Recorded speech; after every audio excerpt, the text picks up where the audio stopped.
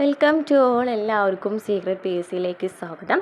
ഇന്ന് നമ്മൾ നോക്കാൻ പോകുന്നത് +2 ലെവൽ എക്സാംസ് വരുന്നുണ്ട് അല്ലേ. അപ്പോൾ അതുമായി ബന്ധപ്പെട്ട് കഴിഞ്ഞ പരീക്ഷകളിൽ പി എസ് സി ആവർത്തിച്ച് ചോദിച്ച ചോദ്യങ്ങളാണ് കേട്ടോ.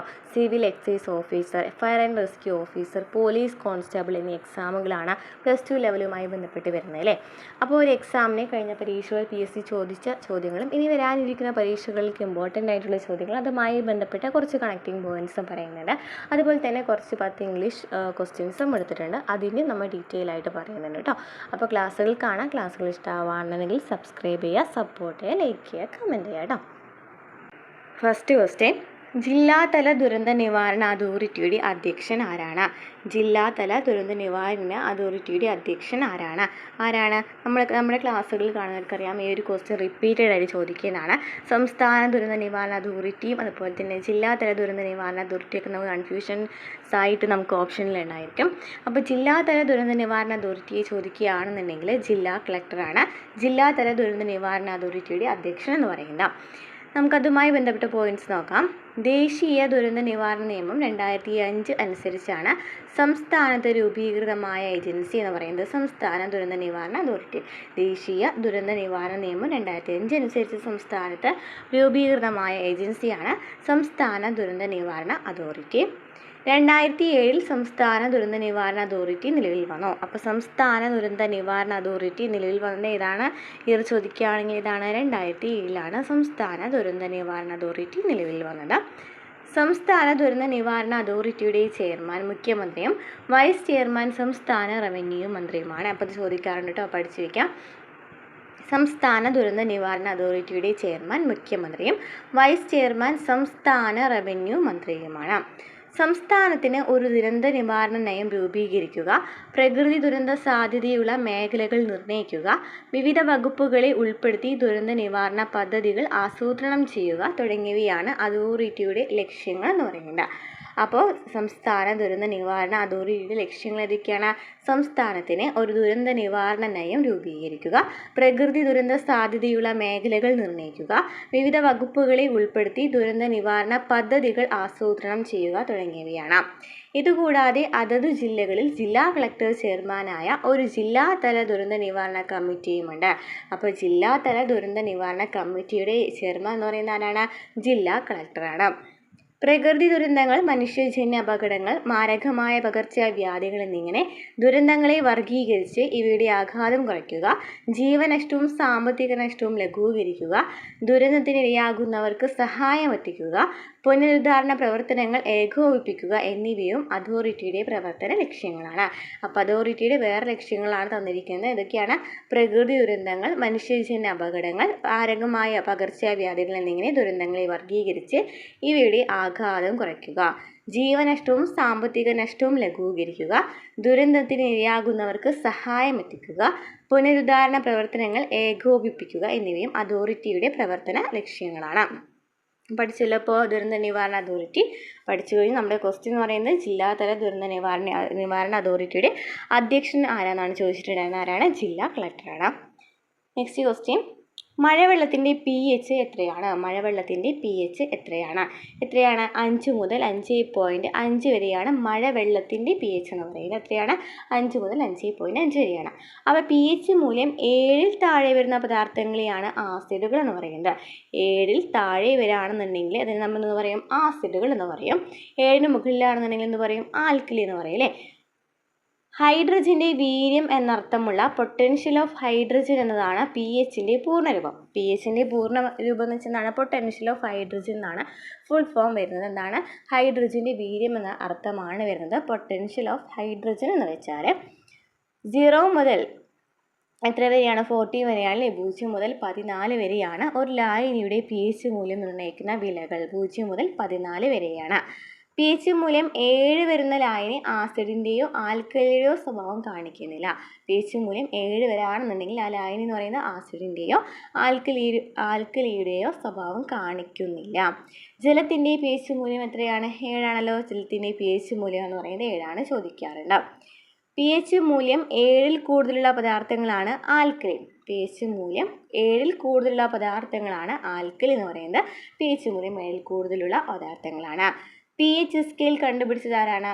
സൊറൻസൺ ആണ്. pH സ്കെയിൽ കണ്ടുപിടിച്ചത് ആരാണ്? സൊറൻസൺ ആണ് pH സ്കെയിൽ കണ്ടുപിടിച്ചത്. ലിറ്റ്മസ് പേപ്പർ ഉപയോഗിച്ച് ആസിഡിൻ്റെയും ആൽക്കലിയുടെയും സാന്നിധ്യം തിരിച്ചറിയാൻ കഴിയും. അറിയാലോ, ലിറ്റ്മസ് പേപ്പർ ഉപയോഗിച്ച് നമുക്ക് ആസിഡിൻ്റെയും ആൽക്കലിയുടെയും സാന്നിധ്യം തിരിച്ചറിയാനായിട്ട് കഴിയും. ആസിഡുകൾ നീല ലിറ്റ്മസിനെ ചുവപ്പ് നിറമാക്കുന്നു. നമുക്ക് കുറച്ച് ഓപ്ഷൻസ് അത് ചോദിക്കാറുണ്ട് കേട്ടോ. ആസിഡും ആൽക്കലിയും എങ്ങനെയാണെന്നുള്ളത് നോക്കാം. ആസിഡുകൾ എന്താണ് ചെയ്യുന്നത്? നീല ലിറ്റ്മസിനെ ചുവപ്പ് നിറമാക്കുന്നതാണ് ആസിഡുകൾ ചെയ്യുന്നത്. ആൽക്കലികളാണെന്നുണ്ടെങ്കിൽ നേരെ ഓപ്പോസിറ്റ്, ചുവപ്പ് ലിറ്റ്മസിനെ നീല നിറമാക്കുന്നു. ഏതെങ്കിലും ഒന്ന് പഠിച്ചേക്കാം. ആസിഡുകൾ നീല ലിറ്റ്മസിനെ ചുവപ്പ് നിറമാക്കുകയാണ് ചെയ്യുന്നത്. ഓക്കെ, നെക്സ്റ്റ് ക്വസ്റ്റ്യൻ നോക്കിയാലോ. ആസിഡുകൾ പൊതുവെ, അതുമായി ബന്ധപ്പെട്ട് തന്നെ പറയുന്നത്, ആസിഡുകൾ പൊതുവെ പുളി രുചിയുള്ളവയാണ്. ആസിഡുകളിൽ എന്താണ്? പുളി രുചിയുള്ളവയാണ് അല്ലേ. എന്നാൽ ആൽക്കലി പറയുകയാണെങ്കിൽ എന്താണ്? വഴുവഴുപ്പാണ്, കാരുചിയാണെന്ന് പറയും. സാധാരണ ശുദ്ധമായ മഴയുടെ pH മൂല്യം 5നും 5.5നും ഇടയിലാണ്. അതായത് സാധാരണ മഴവെള്ളം എന്ന് പറയുന്നത് എന്താണ്? അസിഡിറ്റി ഉള്ളതാണ്. 5നും 5.5നും ഉള്ളിലായ കാരണം നമുക്ക് മഴവെള്ളം എന്ന് പറയുന്നത് എന്താണെന്ന് പറയാം? അസിഡിറ്റി ഉള്ളതാണെന്ന് പറയാം. ഫാക്ടറികളും മറ്റും പുറന്തള്ളുന്ന അന്തരീക്ഷത്തിലുള്ള സൾഫർ ഡയോക്സൈഡുമായോ നൈട്രജൻ ഓക്സൈഡുകളുമായോ മഴ സംയോജിക്കപ്പെട്ടാൽ മഴ കൂടുതൽ അമ്ലമായി തീരുന്നു. ഇത്തരം മഴയെ അമ്ലമഴ എന്നാണ് പറയുന്നത്. എങ്ങനെയാണ് ഇത് അസിഡി ആവുന്നതാണ് പറയുന്നത്? മഴവെള്ളം ഫാക്ടറികളും മറ്റും പുറന്തള്ളുന്ന അന്തരീക്ഷത്തിലുള്ള സൾഫർ ഡയോക്സൈഡുമായോ നൈട്രജൻ ഓക്സൈഡുകളുമായോ മഴ സംയോജിക്കപ്പെട്ടാൽ മഴ കൂടുതൽ അമ്ലമായി തീരും. ഇത്തരം മഴയാണെന്ന് പറയുന്നത് അമ്ലമഴ എന്ന് പറയുന്നത്. ഓക്കെ, ക്ലിയർ ആയല്ലോ. Next question. സർക്കാർ ആശുപത്രികളെ ആശ്രയിക്കുന്നവർക്ക് ഉണ്ടാകുന്ന ബുദ്ധിമുട്ടുകൾ ഇല്ലാതാക്കുക എന്ന ഉദ്ദേശത്തോടു കൂടി ആരംഭിച്ച പദ്ധതി ഏതാണ്? സർക്കാർ ആശുപത്രികളെ ആശ്രയിക്കുന്നവർക്ക് ഉണ്ടാകുന്ന ബുദ്ധിമുട്ടുകൾ ഇല്ലാതാക്കുക എന്ന ഉദ്ദേശത്തോടു കൂടി ആരംഭിച്ച പദ്ധതിയാണ് ആർദ്രം മിഷൻ പദ്ധതി. അപ്പോൾ കേരള സർക്കാർ ആരംഭിച്ച നവകേരള മിഷൻ്റെ കീഴിലുള്ള 4 മിഷനുകളിൽ ഒന്നാണ് ഈ ആർദ്രം മിഷൻ എന്ന് പറയുന്നത്. കേരള സർക്കാർ ആരംഭിച്ച നവകേരള മിഷൻ്റെ കീഴിലുള്ള 4 മിഷനുകളിൽ ഒന്നാണ് ആർദ്രം മിഷൻ എന്ന് പറയുന്നത്.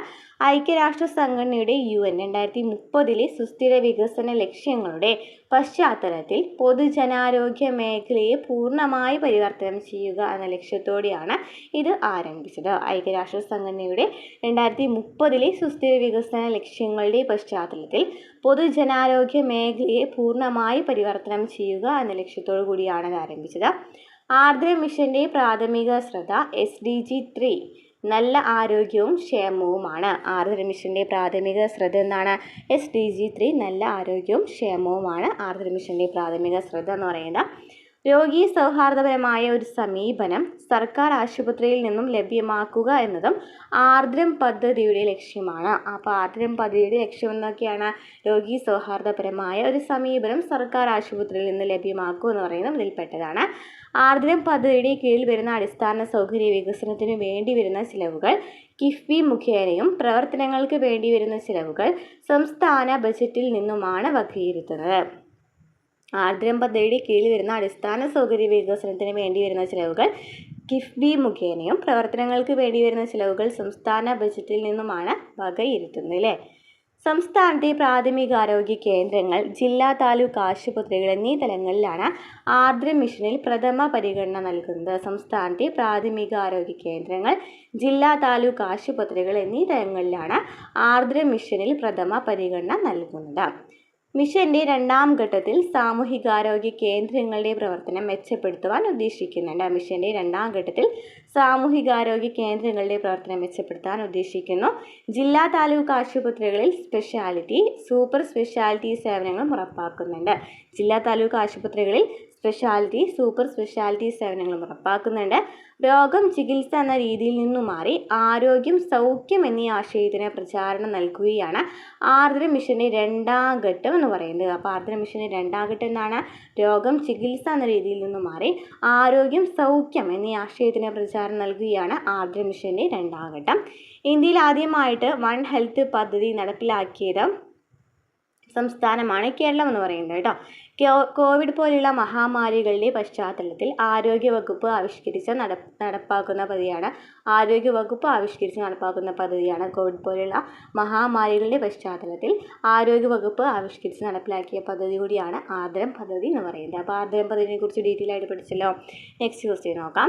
ഇന്ത്യയിലെ ധാതു സംസ്ഥാനം എന്നറിയപ്പെടുന്ന ഏതാണ്? ഇന്ത്യയിലെ ധാതു സംസ്ഥാനം ഏതാണ്? ജാർഖണ്ഡ് ആണ്. ഇന്ത്യയിലെ ധാതു സംസ്ഥാനം എന്നറിയപ്പെടുന്നത് ജാർഖണ്ഡ് ആണ്. ജാർഖണ്ഡ് കൽക്കരി ശേഖരത്തിൽ 1-ാം സ്ഥാനത്തും ഇരുമ്പ് ശേഖരത്തിൽ 2-ാം സ്ഥാനത്തും നിൽക്കുന്നു. അപ്പോൾ ജാർഖണ്ഡ് രണ്ടെണ്ണത്തിലാണ് ഫേമസ്. ഏതൊക്കെയാണ്? കൽക്കരി ശേഖരം ചോദിക്കുകയാണെന്നുണ്ടെങ്കിൽ ഫസ്റ്റ് ആണ്, എന്നാൽ ഇരുമ്പ് ശേഖരം ചോദിക്കുകയാണെന്നുണ്ടെങ്കിൽ സെക്കൻഡ് ആണ്.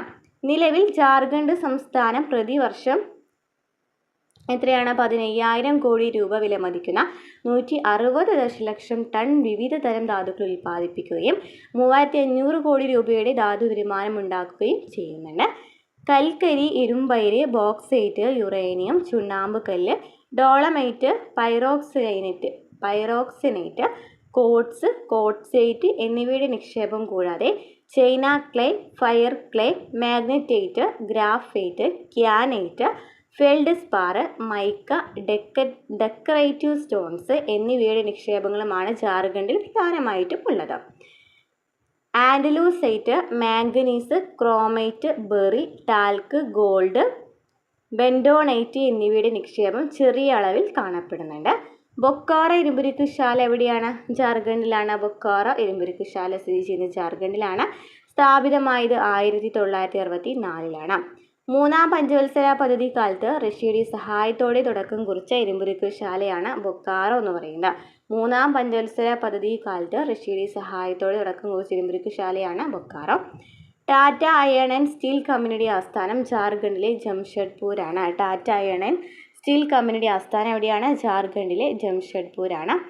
സ്റ്റീൽ സിറ്റി ഓഫ് ഇന്ത്യ എന്നറിയപ്പെടുന്നത് ജംഷഡ്പൂരാണ്. സ്റ്റീൽ സിറ്റി ഓഫ് ഇന്ത്യ എന്നറിയപ്പെടുന്നത് ഏതാണ്? ജംഷഡ്പൂരാണ്. ടാറ്റ അയൺ ആൻഡ് സ്റ്റീൽ കമ്പനിയുടെ ചുരുക്കപ്പേരാണ് ടിസ്കോ എന്ന് പറയുന്നത്. ടാറ്റ അയൺ ആൻഡ് സ്റ്റീൽ കമ്പനിയുടെ ചുരുക്കപ്പേര് എന്താണ്? ടിസ്കോയാണ്. ടാറ്റ സ്റ്റീൽ എന്നതാണ് ടാറ്റ അയൺ ആൻഡ് സ്റ്റീൽ കമ്പനിയുടെ ഇപ്പോഴത്തെ പേര് ടാറ്റ സ്റ്റീൽ എന്നാണ്. ആദ്യം എന്തായിരുന്നു? Tata iron and steel company എന്നായിരുന്നു. ഇന്ത്യയിലെ ആദ്യത്തെ ആധുനിക രീതിയിലുള്ള ഇരുമ്പുരുക്കുശാലയാണ് Tata iron and steel company. ഇന്ത്യയിലെ ആദ്യത്തെ ആധുനിക രീതിയിലുള്ള ഇരുമ്പുരുക്കുശാലയും കൂടിയാണ് Tata iron and steel company എന്ന് പറയുന്നത്. ഇനി നമുക്ക് ഇംഗ്ലീഷുമായി ബന്ധപ്പെട്ട ക്വസ്റ്റ്യൻസ് നോക്കിയാലോ. First question, choose the correctly spelt word. ഇതിൽ തന്നിരിക്കുന്നതിൽ ഏതാണ് കറക്റ്റ് ആയിട്ടുള്ള സ്പെല്ലിംഗ് വേർഡ് എന്നാണ് ചോദിച്ചിരിക്കുന്നത്. നോക്കിയേ ഏതായിരിക്കും? സി ആണ് കേട്ടോ ആൻസർ വരുന്നത്. നോക്കിയേ, CONNOICCEUR എന്നാണ് പറയുന്നത്. കൊനേശ്വർ എന്നാണ് പറയുന്നത്.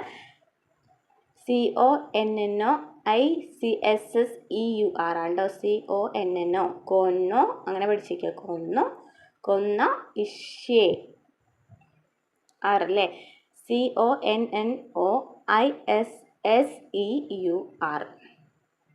Next question, the meaning of the word doctor is. എന്താണ് വേർഡ് ഡോക്ടറിൻ്റെ മീനിങ് എന്താണ്? തന്നിരിക്കുന്നത് ഏതാണ്? നോക്കിയേ, to secretly put a harmful or poisonous substance into food or drink പറയുന്നത് ശരിയാണ്. A person who is qualified to practise medicine ശരിയാണല്ലോ. A person who hold the highest university degree അതും ശരിയാണ്. ആൻ എമിനൻറ്റ് തിയോളജിയൻ എന്ന് പറയുന്നതും ശരിയാണ്. അപ്പോൾ ഇതിലെല്ലാം ശരിയാണ്. ഡോക്ടറിൻ്റെ മീനിങ് ഏതൊക്കെയാണ്? To secretly put a harmful or poisonous substance into food or drink, a person who is qualified to practise medicine, a person who holds the highest university degree and eminent theologian എന്ന് പറയുന്നതൊക്കെ ശരിയാണ്. Next question, at Christmas even the elderly fathers paint the town red. The idiom paint the town റെഡ്. പെയിൻറ് the ടൗൺ റെഡിൻ്റെ ഇഡിയമാണ് ചോദിച്ചിരിക്കുന്നത്. ഏതാണ് ഇതിൽ ആൻസർ വരുന്നത്? ഏതാണ്? Have A ലീവ്ലി time. Next question, locate the error and find the correct answer from the among the alternatives given. If you come across my umbrella anywhere bring it to me. Can you എന്നാണ് ചോദിച്ചിരിക്കുന്നത് അല്ലേ. അപ്പോൾ ഇവിടെ നമുക്ക് എന്താണ് ഈ question ടാഗാണ് നമുക്ക് കറക്റ്റായിട്ട് എഴുതേണ്ടത്. If you come across my umbrella anywhere bring it to me എന്നാണ് ചോദിച്ചിരിക്കുന്നത്. അപ്പോൾ ഇവിടെ ക്യാൻ യു എന്നാണോ വരുന്നത്? അല്ല അല്ലേ, വിൽ യു എന്നാണ് വരിക. കാരണം എന്താണ്, ഇത് പറയുന്നത് എന്താണ്, ഒരു ഇംപറേറ്റീവ് സെൻറ്റൻസ് ആണല്ലോ, ഇംപറേറ്റീവ് സെൻറ്റൻസ് ആണ്. അപ്പോൾ ഇംപറേറ്റീവ് സെൻറ്റൻസ് സൂചിപ്പിക്കുന്നത് ഓർഡറാണ്. അത് കാരണം നമുക്ക് എന്ത് പറയാം, ഇവിടെ വിൽ യു ആണ് ഉപയോഗിക്കേണ്ടതെന്ന് പറയാം. ക്യാൻ യു അല്ല, വിൽ യു ആണ് ഉപയോഗിക്കേണ്ടത്. ഇംപറേറ്റീവ് സെൻറ്റൻസ് ആണ്, അതുപോലെ തന്നെ ഓർഡർ കൂടിയാണിതെന്ന് പറയുന്നത് അല്ലേ. If you come across my umbrella anywhere bring it to me എന്നാണ് പറഞ്ഞിരിക്കുന്നത്. അപ്പോൾ അവിടെ നമുക്ക് ഓർഡറാണ് നൽകിയിരിക്കുന്നത്, കാരണം നമ്മൾ എന്ത് കൊടുത്തു, വിൽ യു എന്നാണ് ആൻസർ വരുന്നത്. സാധാരണ ഇംപറേറ്റീവ് സെൻറ്റൻസ് ആണെന്നുണ്ടെങ്കിൽ വിൽ യു അല്ലെങ്കിൽ വിൽ യു ആണ് ഉപയോഗിക്കുന്നത്. Next, choose the correct sentence from the alternatives given below. ഇതിൽ നിന്നും കറക്റ്റ് സെൻറ്റൻസ് ആണ് കണ്ടുപിടിക്കേണ്ടത്. ഇതിൻ്റെ കറക്റ്റ് ആൻസർ വരുന്നത് സി ആണ്. A good teacher provides A student with all the useful information എന്നാണ് കറക്റ്റ് ആയിട്ടുള്ള ആൻസർ വരുന്നത്. അതെന്തുകൊണ്ടാണ് വരുന്നതെന്ന് വെച്ചാൽ, നമുക്ക് A good teacher provides A student എന്ന് പറഞ്ഞിട്ടുണ്ട് അല്ലേ. അപ്പോൾ നമുക്ക് പ്രൊവൈഡ്സിന് ശേഷം എപ്പോഴും പ്രിപ്പോസിഷൻ വിത്താണ് വരിക. ഈ പ്രൊവൈഡ്സിന് ശേഷം എപ്പോഴും വിത്ത് എന്ന് പറയുന്ന പ്രിപ്പോസിഷനാണ് വരിക. അത് കാരണമാണ് നമ്മൾ പ്രൊവൈഡിന് ശേഷം വിത്ത് എന്ന പ്രിപ്പോസിഷനാണ് ഉപയോഗിക്കുന്നത്. അത് കാരണമാണ് ആ ഒരു സെൻറ്റൻസ് കറക്റ്റ് ആയത്. പ്രൊവൈഡിന് ശേഷം ഉപയോഗിക്കുന്ന ഒബ്ജക്റ്റിന് മുന്നിൽ ടു വെക്കേണ്ടതായിട്ട് വരുന്നില്ല. അത് നമുക്ക് നോക്കി, ഇവിടെ പ്രൊവൈഡ്സ് ടു എന്നൊക്കെ പറഞ്ഞിട്ടുണ്ടല്ലേ. അപ്പോൾ ഈ ടു എന്ന് പറയുന്നത് എന്തായാലും തെറ്റാണ്. പ്രൊവൈഡ്സ് വരാണെന്നുണ്ടെങ്കിൽ ടു ഉപയോഗിക്കില്ല, വിത്താണ് എപ്പോഴും നമ്മൾ ഉപയോഗിക്കുന്നത്. അത് കാരണമാണ് ആ ഒരു സെൻറ്റൻസ് ശരിയായിട്ട് വന്നത്. Next question, I will meet him. I will meet him. പിന്നെ എന്താണ് നമുക്കിതിൽ കറക്റ്റ് ആൻസറാണ് കണ്ടുപിടിക്കേണ്ടത് അല്ലേ.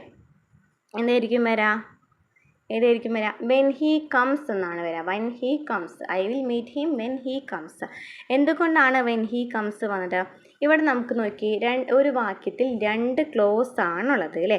ഒരു വാക്യത്തിൽ രണ്ട് ക്ലോസ് ആണ് ഉള്ളത്. അപ്പോൾ മെയിൻ ക്ലോസിൽ അതിൽ വില്ല് വരാണ്, അതായത് ഫസ്റ്റത്തെ ക്ലോസിൽ വില്ല് വന്നിട്ടുണ്ട്. ഫസ്റ്റ് ക്ലോസിൽ വില്ല് വരാണെന്നുണ്ടെങ്കിൽ സെക്കൻഡ് നമുക്ക് എഴുതേണ്ട സബോർഡിനേറ്റ് ക്ലോസ് എന്ന് പറയുന്നത് എപ്പോഴും സിമ്പിൾ പ്രസൻറ്റ് ടെൻസ് ആയിരിക്കണം ഉപയോഗിക്കേണ്ടത്. അതായത് നമ്മൾ ഡീറ്റെയിൽ ആയിട്ട് ഇംഗ്ലീഷ് ക്വസ്റ്റ്യൻസ് പഠിച്ചു കഴിഞ്ഞാലാണ് ഈ ഒരു ക്വസ്റ്റ്യൻ പേപ്പർ ആൻസർ ചെയ്യുമ്പോൾ കുറച്ചും കൂടി ഈസി ആയിരിക്കും കേട്ടോ. അല്ലാന്നുണ്ടെങ്കിൽ ഞാൻ ഇതിൻ്റെ ഓരോന്നിൻ്റെയും മാത്രമാണ് പറഞ്ഞു പോകുന്നത്. ശരിക്കും പറഞ്ഞാൽ ഓരോ ടോപ്പിക്ക് വെച്ച് ഡീറ്റെയിൽ ആയിട്ട് പഠിക്കേണ്ടതാണ്. അപ്പോൾ ഇത് കറക്റ്റായിട്ട് പഠിച്ചു വയ്ക്കുക. നമ്മളിപ്പോൾ പറയുന്നത് കറക്റ്റായിട്ട് പഠിച്ചു വയ്ക്കുക കേട്ടോ. I will meet him dash when he comes എന്നാണ് പറഞ്ഞിരിക്കുന്നത് അല്ലേ. I will meet him. അപ്പോൾ നമുക്ക് രണ്ട് ക്ലോസ് ആണ് ഇവിടെ വന്നിരിക്കേണ്ടത്. അപ്പോൾ രണ്ട് ക്ലോസ് വരികയാണെന്നുണ്ടെങ്കിൽ നമുക്ക് ആദ്യം തന്നെ വന്നിരിക്കുന്ന ക്ലോസിൽ വില്ല് എന്നാണ് വന്നിരിക്കുന്നത്. മെയിൻ ക്ലോസിൽ വില്ല് എന്നാണ് വന്നിരിക്കുന്നത്. പക്ഷേ അടുത്ത ക്ലോസ് എന്ന് പറയുന്നത് അപ്പോൾ എന്തായിരിക്കണം, സിമ്പിൾ പ്രസൻറ്റ് ടെൻസ് ആയിരിക്കണം. വെൻ ഹീ കംസ് എന്നാണ് വരിക. കംസ് എന്ന് വരുന്നത് സിമ്പിൾ പ്രസൻറ്റ് ടെൻസ് തന്നിരിക്കുന്നില്ല.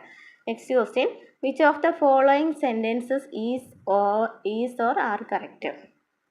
നോക്കാം. ഇതിൽ നമുക്ക് 1, 2, 4 കറക്റ്റ് എന്നാണ് പറയുന്നത്. നമുക്ക് നോക്കുമ്പോൾ എന്തുകൊണ്ടാണ്, we received a letter from him recently എന്ന് പറയുന്നത് ശരിയാണ്. We have received a letter from him recently എന്ന് പറയുന്നതും ശരിയാണ്. We have received a letter from him lately എന്ന് പറയുന്നതും ശരിയാണ്. അപ്പോൾ എന്തുകൊണ്ടാണ് ഇത് ശരിയായിട്ട് വന്നതെന്ന് നോക്കാം.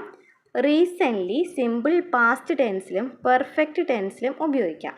റീസെൻ്റ്ലി എന്ന് പറയുന്നത് നമുക്ക് നോക്കി, ഇവിടെ റീസെൻ്റ്ലി എന്ന് പറഞ്ഞിട്ടുണ്ട് അല്ലേ. രണ്ട് സെൻറ്റൻസിലും റീസെൻ്റ്ലി എന്ന് പറയുന്നുണ്ട്. അത് നമുക്ക് ഫസ്റ്റത്തെ ആണെന്നുണ്ടെങ്കിൽ we received a letter from him recently എന്ന് പറയുന്നതാണ് സിമ്പിൾ പാസ്റ്റ് ടെൻസ് ആണ്. ഇനി അതല്ല, നമ്മൾ രണ്ടാമത്തെ നോക്കുകയാണെങ്കിൽ V have received a letter from him recently എന്നാണ് പറഞ്ഞിരിക്കുന്നത്. അതെന്ത് സെൻറ്റൻസ് ആണ്? പെർഫെക്റ്റ് ടെൻസ് ആണ്. അപ്പോൾ ആദ്യത്തെ നമുക്ക് മനസ്സിലായി സിമ്പിൾ പാസ്റ്റ് ആണ്. നെക്സ്റ്റ് എന്ന് പറയുന്നത് എന്താണ്? പാസ്റ്റ് പെർഫെക്റ്റ് ആണ് അല്ലേ. പെർഫെക്റ്റ് ടെൻസ് ആണ് അല്ലേ. പാസ്റ്റ് പെർഫെക്റ്റ് ടെൻസ് ആണ് രണ്ടാമത്തെ ടെൻസ് എന്ന് പറയുന്നത്. അപ്പോൾ അതിലൊക്കെ ആണെന്നുണ്ടെങ്കിൽ നമുക്ക് റീസെൻ്റ്ലി എന്ന് പറയുന്നത് ഉപയോഗിക്കാനായിട്ട് പറ്റും. എന്നാൽ ലേറ്റിൽ നമുക്ക് നോക്കിയാൽ മൂന്നാമത്തെ സെൻറ്റൻസ് എന്ന് വായിച്ചു നോക്കിയാൽ we received a letter from him lately എന്നാണ് പറഞ്ഞിരിക്കുന്നത്. ലേറ്റിൽ ഉപയോഗിക്കുന്ന എപ്പോഴും പെർഫെക്റ്റ് ടെൻസിലായിരിക്കും. നമുക്കിവിടെ പാസ്റ്റ് ടെൻസിലാണ് ലേറ്റ്ലി ഉപയോഗിച്ചിരിക്കുന്നത്. ശരിക്കും പറഞ്ഞാൽ ലേറ്റ്ലി ഉപയോഗിക്കുന്നത് എന്തിലാണ്? ഏത് സെൻറ്റൻസിലാണ്? പെർഫെക്റ്റ് ടെൻസിലാണ് ഉപയോഗിക്കുന്നത്. അത് കാരണമാണ് നമുക്കത് തെറ്റായിട്ട് വന്നത്. പെർഫെക്റ്റ് ടെൻസ് അല്ലാത്ത കാരണമാണ് അത് തെറ്റായിട്ട് വന്നത്. V have received a letter from him lately എന്ന് പറയുന്നത് അല്ലേ. അവിടെ നിന്നാണ് നോക്കിയാൽ പെർഫെക്റ്റ് ടെൻസ് ആണല്ലോ ഉപയോഗിച്ചത്. അപ്പോൾ നമുക്ക് അവിടെ ശരിയായിട്ട് വന്നു. ക്ലിയർ ആയല്ലോ. അപ്പോൾ റീസെൻ്റ്ലിയും ലേറ്റ്ലി ആണ് ഇവിടുത്തെ ഒരു മെയിൻ ആയിട്ടുള്ള കാര്യം അല്ലേ. റീസെൻ്റ്ലി വരികയാണെന്നുണ്ടെങ്കിൽ ഒന്നില്ലെങ്കിൽ സിമ്പിൾ പാസ്റ്റ് ടെൻസ് ഉപയോഗിക്കാം, അല്ലെങ്കിൽ പെർഫെക്റ്റ് ടെൻസ് ഉപയോഗിക്കാം. എന്നാൽ ലേറ്റ്ലി വരികയാണെന്നുണ്ടെങ്കിൽ നമുക്കത് പെർഫെക്റ്റ് ടെൻസിൽ മാത്രമാണ് ഉപയോഗിക്കുള്ളൂ, പാസ്റ്റ് ടെൻസിൽ ഉപയോഗിക്കുന്നില്ല എന്ന് പറയുന്നതാണ് ഇവിടുത്തെ കറക്റ്റ് ശരിയായിട്ടുള്ള ആൻസർ എന്ന് പറയുന്നത്. Okay, next question. Select the idioms which means unable to reach a decision. Unable to reach a decisionൻ്റെ കറക്റ്റ് മീനിങ് ഐഡിയം ആണ് നമുക്ക് ചോദിച്ചിരിക്കുന്നത്. ഏതാണ് നോക്കാം, ഏതൊക്കെയാണ് വരാം? Miss the boat, sit on the fence. Sit on the fence എന്ന് പറയുന്നത് ശരിയാണ്, മിസ് ദ ബോട്ട് വരുന്നില്ല കേട്ടോ. Sit on the fence. അതുപോലെ തന്നെ between a rock and hard place എന്ന് പറയുന്നതും ശരിയാണ് വരുന്നത്. ഏതൊക്കെയാണ് ശരി വരുന്നത്? Sit on the fence, between a rock and hard place ആണ്. Unable to reach a decision എന്ന് പറയുന്ന അതിനോട് സെൻറ്റൻസിനോട് കറക്റ്റ് മീനിങ് ആയിട്ടുള്ള ഇഡിയംസ് വരുന്നത്.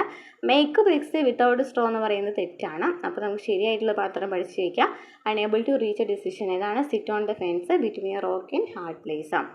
Next question. Last year he dash SSLC examination with distinction. Last ഇയറിലല്ലേ, ലാസ്റ്റ് ഇയർ എന്നാണ് തന്നിരിക്കുന്നത്. അപ്പോൾ നമുക്ക് അതുമായിട്ട് ബന്ധപ്പെട്ട് എങ്ങനെയാണ് വരിക? ലാസ്റ്റ് ഇയർ എന്ന് പറയുന്നത് അവിടെ നിന്നാണ് വരിക. ലാസ്റ്റ് ഇയർ എന്ന് പറയുന്നത് എന്താണ്? കഴിഞ്ഞ കാലമാണല്ലോ. ലാസ്റ്റ് ഇയർ എന്ന് വെച്ചാൽ കഴിഞ്ഞ കാലത്തെയാണ് സൂചിപ്പിക്കുന്നത്. അതായത് ഇവിടെ നമുക്ക് സിമ്പിൾ പാസ്റ്റ് ടെൻസ് ആണ് ഉപയോഗിക്കേണ്ടത് അല്ലേ. സിമ്പിൾ പാസ്റ്റ് ടെൻസ് ആണ് ഉപയോഗിക്കുന്നത്. ഇതൊരു സിമ്പിൾ സെൻറ്റൻസ് ആയതിനാൽ നമുക്ക് എന്ത് ഉപയോഗിക്കാം? പാസ്റ്റ് പെർഫെക്റ്റ് ടെൻസ് ഉപയോഗിക്കേണ്ടതായിട്ട് വരുന്നില്ല. സിമ്പിൾ ഇവിടെ നമുക്ക് തന്നിരിക്കുന്ന സെൻറ്റൻസ് എന്ന് പറയുന്നത് സിമ്പിൾ സെൻറ്റൻസ് ആണ്. അപ്പോൾ നമുക്ക് അവിടെ പാസ്റ്റ് പെർഫെക്റ്റ് ടെൻസ് ഉപയോഗിക്കേണ്ടതായിട്ട് വരുന്നില്ല. അതുകൊണ്ട് ഇതിൻ്റെ ആൻസർ എന്ന് പറയുന്നത് പാസ്ഡ് എന്നാണ് വരുന്നത്. Passed. Last year he passed dash SSLC examination with distinction എന്നാണ് വരുന്നത്. നമുക്ക് തന്നതിൽ ഹേഴ്സ് വരുന്നുണ്ട്, ഹേഡ് വരുന്നുണ്ടെന്നൊക്കെ വരുന്നുണ്ട് അല്ലേ. അപ്പോൾ എന്തുകൊണ്ടാണ് ഹേഴ്സ് ഹേഡും വരാണ്ടിരുന്നത്? നമുക്കൊരു സിമ്പിൾ ടെൻസ് ആണ് തന്നിരിക്കുന്നത്. കാരണം നമുക്കിവിടെ പാസ്റ്റ് പെർഫെക്റ്റ് ഉപയോഗിക്കേണ്ടതായിട്ട് വരുന്നില്ല. നമ്മൾ ജസ്റ്റ് പാസ്റ്റ് ടെൻസ് മാത്രം ഉപയോഗിച്ചാൽ മതി. ഇത് last year he passed SSLC examination with distinction. Next. Dead body of a human being is known as. Dead body of a human ബീയിങ്ങിനെ നമ്മൾ എന്താണ് പറയുന്നത്? എന്തെന്നാണ് പറയുക? കോർപ്സ് എന്നും അതുപോലെ തന്നെ കോർപ്സ് എന്നും പറയും. അതുപോലെ തന്നെ കേഡേവർ എന്നും പറയും. കോർപ്സ്, കേഡേവർ എന്നാണ് dead body of a human ബീയിങ്ങിനെ പറയുന്നത് കേട്ടോ. Okay, next question. Identify a part of speech that is capitalized. She has a beautiful hand writing. അപ്പോൾ ഇതിൽ നമുക്ക് ഈ ബ്യൂട്ടിഫുൾ എന്ന് പറയുന്നത് എന്താണ്? അഡ്ജക്റ്റീവ് ആണോ, ആഡ്വർബ് ആണോ, വെർബ് ആണോ, നൗൺ ആണോ എന്നൊക്കെയാണ് നമുക്ക് അറിയേണ്ടത്. ബ്യൂട്ടിഫുൾ എന്ന് പറയുന്നത് അഡ്ജക്റ്റീവ് ആണ്, വിശേഷണം അല്ലേ. അഡ്ജക്റ്റീവ് എന്ന് വെച്ചാൽ എന്താണ്? ബ്യൂട്ടിഫുൾ എന്ന് പറയുന്നത് അഡ്ജക്റ്റീവ് ആണ്. എന്നാൽ ബ്യൂട്ടിഫുള്ളി ആണ് തന്നിരിക്കുന്നതെങ്കിലോ? ഈ ബ്യൂട്ടിഫുള്ളി എന്ന് പറയുന്നതിന് പകരം ബ്യൂട്ടിഫുള്ളി ആണ് തന്നിരിക്കുന്നതെങ്കിൽ ഫുള്ളി എന്നാണ് തന്നിരിക്കുന്നതെങ്കിൽ അത് ഏഡ്വർബാണ്. ബ്യൂട്ടിഫുള്ളി ചോദിക്കുകയാണെങ്കിൽ ഏഡ്വർബാണ്. ഇനി നമുക്ക് നൗൺ ആണെന്നുണ്ടെങ്കിൽ എന്തായിരിക്കും? നൗൺ ആണെങ്കിൽ ബ്യൂട്ടി എന്നായിരിക്കും. നൗൺ എന്ന് വെച്ചാൽ എന്തായിരിക്കും? ബ്യൂട്ടിഫുള്ളിൻ്റെ നൗൺ ചോദിക്കുകയാണെങ്കിൽ ബ്യൂട്ടിയാണ്. വെർബ് ചോദിക്കുകയാണെങ്കിൽ ബ്യൂട്ടിഫൈ എന്നാണ് കേട്ടോ. ബ്യൂട്ടിഫൈ എന്നാണ് വെർബ് വരുന്നതാണ്. ബ്യൂട്ടിഫൈ എന്നാണ്. അപ്പോൾ അഡ്ജക്റ്റീവ് ചോദിക്കുകയാണെങ്കിൽ ബ്യൂട്ടിഫുൾ ആണ്. ആഡ്വർബ് ചോദിക്കുകയാണെങ്കിൽ ബ്യൂട്ടിഫുള്ളി ആണ്. ഇനി നൗൺ ആണെങ്കിൽ ബ്യൂട്ടിയാണ്, വെർബ് ആണെങ്കിൽ എന്താണ്? ബ്യൂട്ടിഫൈ ആണ്. നമുക്ക് തന്നിരിക്കുന്നത് എന്താണ്? ബ്യൂട്ടിഫുൾ ആണ്. അപ്പോൾ എന്താണ്? അത് അഡ്ജക്റ്റീവ് ആണ്. Next. Roy stood first in the test. നമുക്ക് വീണ്ടും ക്വസ്റ്റ്യൻ ടാഗ് വന്നിരിക്കുകയാണ് അല്ലേ. Roy stood first in the test എന്നാണ് പറഞ്ഞിരിക്കുന്നത്. അപ്പോൾ ഇവിടെ ഏതായിരിക്കും വരാം? എനിക്ക് സ്റ്റുഡ് എന്ന് പറയുന്നതാണ് വന്നിരിക്കുന്നത്. അപ്പോൾ വെർബ് എന്താണ്? V2 ആണ് അല്ലേ. V2 ആണ് വന്നിരിക്കുന്നത്. അപ്പോൾ നമുക്ക് ഡു ആണോ ഡിഡ് ആണോ ഡസ് ആണോ ഉപയോഗിക്കുക? ഡിഡ് ആണല്ലോ ഉപയോഗിക്കാം അല്ലേ. അപ്പോൾ നമുക്ക് ഡിഡ് ആണ് ഉപയോഗിക്കാൻ മനസ്സിലായി. നമുക്ക് തന്നിരിക്കുന്നതിൽ നെഗറ്റീവ് ഒന്നുമില്ല അല്ലേ. നോ, നെയ്തർ അങ്ങനത്തെ സംഭവങ്ങളൊന്നും വന്നിട്ടില്ല. അപ്പോൾ നമുക്കവിടെ എന്താണ്? ഡിഡിൻ്റെ നോട്ട് ഉപയോഗിക്കേണ്ടതായിട്ട് വരുന്നുണ്ട്. അപ്പോൾ ഡിഡിൻ്റെ ഹി എന്നല്ലേ. റോയ് എന്ന് വെച്ചാൽ ഹി ആണല്ലേ വരാം. ഡിഡിൻ്റെ ഹി എന്നാണ് വരുന്നത്. അപ്പം നമ്മൾ പറഞ്ഞത് നമുക്ക് സ്റ്റുഡ് എന്ന് പറയുന്നത് V2 ഫോം ആണ്. V2 ഫോം ആണെന്നുണ്ടെങ്കിൽ നമ്മൾ ഡിഡ് ആണ് സാധാരണയായിട്ട് ഉപയോഗിക്കുന്നത്. തന്നിരിക്കുന്നതിൽ നെഗറ്റീവ് സെൻറ്റൻസ് ഒന്നും ഇല്ലാത്ത കാരണം നമ്മൾ നോട്ട് ചേർക്കണം. അതുപോലെ തന്നെ റോയ് എന്ന് പറയുന്നതാണ് ഹി ആണ് വരുന്നത്. ഡിഡിൻ്റെ ഹി എന്നാണ് വരുന്നത്. Next, Shreya is the dash student in her class. Shreya is the dash student in her class അല്ലേ എന്നാണ് പറഞ്ഞിരിക്കേണ്ടത്. അപ്പോൾ ഇത് ശരിയായിട്ട് എന്താണ് സ്റ്റുഡൻറ്റിന് മുമ്പ് എന്താണ് ഇവിടെ വരാമെന്നാണ് ചോദിച്ചിരിക്കുന്നത്. ഏതാണ് വരാം? Cleverest student in her class. Shreya is the student in her class അല്ലേ. Cleverest student in her class എന്നാണ് വരാം. കാരണം എന്തായിരിക്കും? നമുക്കറിയാം ഈ ക്ലെവറസ്റ്റ് എന്നൊക്കെ പറയുമ്പോൾ EST ഒക്കെ ഫുൾ വരാണെന്നുണ്ടെങ്കിൽ അതെന്ന് പറയുന്ന ഒരു സൂപ്പർലേറ്റീവ് ഡിഗ്രി ആയിരിക്കും. അത് സൂപ്പർലേറ്റീവ് ഡിഗ്രി ആണെന്ന് കണ്ടുപിടിക്കാനായിട്ട് നമ്മുടെ ദാ വരുന്നുണ്ടോ എന്ന് നോക്കിയാൽ മതി അല്ലേ. ഇപ്പോൾ ER ആണെന്നുണ്ടെങ്കിൽ അതെന്താണ്? കമ്പാരിറ്റീവ് ഡിഗ്രിയാണ് ER എന്ന് പറയുന്നത്. അപ്പോൾ നമുക്ക് ക്ലെവറസ്റ്റ് എന്നാണ് പറഞ്ഞിരിക്കുന്നത്. ഒന്നില്ലെങ്കിൽ EST ഫോം അല്ലാന്നുണ്ടെങ്കിൽ ദാ ഒക്കെ വരാണെന്നുണ്ടെങ്കിൽ അത് സൂപ്പർലേറ്റീവ് ഡിഗ്രിയാണ് മനസ്സിലാക്കുക. അല്ലെങ്കിൽ ദാ കഴിഞ്ഞാൽ എപ്പോഴും എന്താണ്? ക്ലെവറസ്റ്റ് തന്നെയാണ് വരിക. ക്ലെവറസ്റ്റ്, അതായത് സൂപ്പർലേറ്റീവ് ഡിഗ്രി തന്നെയാണ്. അപ്പോൾ ക്ലെവറസ്റ്റ് എന്നാണ് ഇവിടെ ആൻസർ വരുന്നത്. ക്ലെവറസ്റ്റ് എന്നാണ് ആൻസർ വരുന്നത്. Next, change into the reported speech. Anu said to him, when will you marry me. Anu said to him, when will you marry me എന്നാണ് അല്ലേ. അതിന് കറക്റ്റ് എന്തായിരിക്കും വരാം? Anu asked him when he would marry her. Anu asked him when he would marry her എന്നാണ് വരാം. കാരണം നമുക്കറിയാം direct സ്പീച്ചിൽ വരുന്ന ചോദ്യവാക്യത്തിൻ്റെ പദക്രമം എങ്ങനെയാണ്? ആദ്യം ഒരു ക്വസ്റ്റ്യൻ വേർഡ് ആയിരിക്കും, അതിനുശേഷം ഓക്സിലറി വെർബ് ആയിരിക്കും, പിന്നെ സബ്ജക്റ്റ്, പിന്നെ വെർബ് എന്ന ക്രമത്തിലാണ് വരിക. നമ്മൾ അതിന് ഇൻഡയറക്റ്റ് സ്പീച്ചിലേക്ക് മാറ്റുകയാണെങ്കിൽ ആദ്യം വേർഡാണ് വരേണ്ടത്. ആദ്യം എന്ത് വരണം? ആദ്യം വേർഡ് വരണം, അതിനുശേഷം സബ്ജക്റ്റ് വരണം, അതിനുശേഷം ഓക്സിലറി വെർബ് വരണം, അതിനുശേഷമാണ് വെർബ് വരേണ്ടത്. ഇവിടെ നമുക്ക് വുഡ് എന്നാണ് തന്നിരിക്കുന്നത്. വുഡ് എന്ന ഓക്സിലറി വെർബിന് ശേഷം ഉപയോഗിക്കുന്നത് എന്താണ്? V1 ഫോമാണ്. മേരി എന്ന് തന്നെയാണ് ഉപയോഗിക്കുന്നത്. V1 ഫോം ആണ് ഉപയോഗിക്കേണ്ടത്. ബാക്കിയുള്ളതിലൊക്കെ നോക്കി മേരീഡ് എന്നാണ് തന്നിരിക്കുന്നത്. അതുപോലെ തന്നെ ഇവിടെ നമുക്ക് ഫസ്റ്റ് സെൻറ്റൻസിലാണെന്നുണ്ടെങ്കിൽ വുഡ് ഹി മേരി ഹെർ എന്നാണ് പറഞ്ഞിരിക്കുന്നത്. നമ്മൾ പറഞ്ഞു ആദ്യം തന്നെ നമ്മൾ ഓക്സിലറി വെർബിന് ശേഷമാണ് ഈ V1 ഫോം ഉപയോഗിക്കുക എന്ന് പറഞ്ഞു. അപ്പോൾ നമുക്ക് വുഡ് മേരി ഹെർ എന്നാണ് അവിടെ ആൻസർ വരുന്നത്.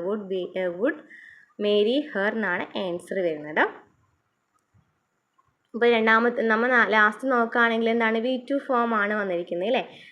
അപ്പോൾ നോക്കി ലാസ്റ്റ് ഏകദേശം സെയിം പോലെയാണ് എഴുതിയിരിക്കുന്നത്. പക്ഷേ എന്താണ് നമ്മൾ പറഞ്ഞതിനേക്കാൾ രണ്ടാമത്തെ ഇതാണ് നമ്മൾ ശരി പറഞ്ഞല്ലേ. അതുമായിട്ട് നോക്കുകയാണെങ്കിൽ ലാസ്റ്റത്തിൽ നമുക്ക് ഏകദേശം ശരി പോലെ തോന്നുന്നുണ്ട്. പക്ഷേ ഇവിടെ എന്താണ്? മേരീഡ് എന്നാണ് ഉപയോഗിച്ചിരിക്കുന്നത്. നമ്മൾ വുഡ് കഴിഞ്ഞ എപ്പോഴും V1 ഫോം ആണ് ഉപയോഗിക്കുന്നത് പഠിച്ചിരിക്കാം. Next question, if he hadn't fallen sick he dash the exam. If he hadn't fallen sick he dash the exam എന്നാണ് പറഞ്ഞിരിക്കുന്നത്. നമുക്കറിയാം ഇഫ് ക്ലോസും മെയിൻ ക്ലോസും ഒക്കെ കഴിഞ്ഞ ക്ലാസ്സിൽ ഇംഗ്ലീഷ് മാത്രമായിട്ട് പ്രീവിയസ് ക്വസ്റ്റ്യൻ ആൻസേഴ്സ് ചെയ്തിട്ടുണ്ടായിരുന്നു. അപ്പോൾ അതിൽ പറഞ്ഞിട്ടുണ്ടായിരുന്നതാണ്. ഇവിടെ നമുക്ക് ഇഫ് ഹി ഹാഡിൻറ്റ് ഫോളൻ സിക്ക് എന്ന് പറഞ്ഞ കാരണം ആ ഒരു ടെൻസ് എന്ന് പറയുന്നത് എന്താണെന്ന് മനസ്സിലാക്കാം. അതെന്ന് അറിയുന്നത് എന്തായിരിക്കും? ടെൻസ് ഏതാണ്? ഹാഡിൻ്റെ ഫോളൻ എന്നാണ്. പാസ്റ്റ് പെർഫെക്റ്റ് ടെൻസ് ആണല്ലോ അല്ലേ. ഹാഡ് പ്ലസ് V3 ഫോമാണ് വന്നിരിക്കുന്നത്. അപ്പോൾ അത് പാസ്റ്റ് പെർഫെക്റ്റ് ടെൻസ് ആണ് വന്നിരിക്കുന്നത്. അപ്പോൾ നമുക്ക് മെയിൻ ക്ലോസ് ആണെങ്കിലും എന്താണ് ഉപയോഗിക്കേണ്ടത്? പെർഫെക്റ്റ് ടെൻസ് തന്നെ ഉപയോഗിക്കണം. നമുക്ക് തന്നിരിക്കുന്നതിൽ പെർഫെക്റ്റ് ടെൻസ് ഉണ്ട്, വുഡ് എന്നൊക്കെ തന്നിട്ടുണ്ട് അല്ലേ. പെർഫെക്റ്റ് ടെൻസ് നമുക്ക് തന്നിട്ടുണ്ട്.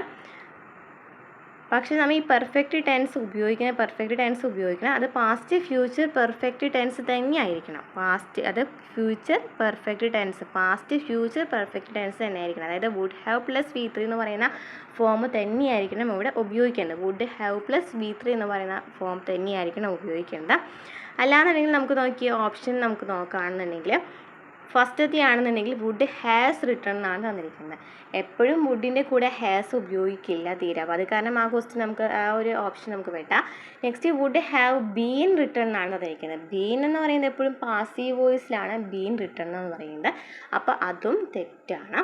ഇനി വുഡ് ഹാവ് റിട്ടൺ എന്ന് തന്നിട്ടുണ്ടല്ലോ. വുഡ് ഹാവ് റിട്ടൺ എന്ന് വെച്ചാൽ എന്താണ്? ശരിയാണല്ലോ അല്ലേ. വുഡ് ഹാവ് റിട്ടൺ, അതായത് വുഡിനപ്പോഴും നമ്മൾ ഹാവ് ആണ് ഉപയോഗിക്കുന്നത് പറഞ്ഞു. പിന്നെ V3 ഫോം ഉപയോഗിക്കണം എന്നൊക്കെ പറഞ്ഞിട്ടുണ്ടായിരുന്നു. അപ്പോൾ വുഡ് ഹാവ് റിട്ടൺ ആണ് ശരിയായിട്ട് വരേണ്ടത്. വുഡ് റൈറ്റ് എന്ന് പറയുന്നതും തെറ്റാണ് ഇവിടെ വരുന്നത്. അപ്പോൾ ആൻസർ വുഡ് ഹാവ് റിട്ടൺ എന്നാണ്. Next question, he dash his property to the trust. He dash his property to the trust എന്നാണ് തന്നിരിക്കുന്നത് അല്ലേ. അപ്പോൾ ഫസ്റ്റ് ഏതാണ് ഓപ്ഷൻ വരുന്നത്? ഗേവ് എവേ എന്നാണ് ആൻസർ വരുന്നത്. അപ്പോൾ ഗീവ് എവേ എന്ന് വെച്ചാൽ എന്താണ്, give something as a gift അല്ലേ, give something as a gift എന്നാണ് അതിൻ്റെ മീനിങ് വരുന്നത്. അപ്പോൾ he dash his property to the trust എന്ന് വെച്ചതാണ് ഗീവ് എവേ എന്നാണ് ആൻസർ വരുന്നത്. അപ്പോൾ ഇത്രയൊക്കെ ക്വസ്റ്റ്യൻസ് ആണ് നമ്മൾ ഇന്നത്തെ ക്ലാസ്സിൽ ഉൾപ്പെടുത്തിയിരിക്കുന്നത്.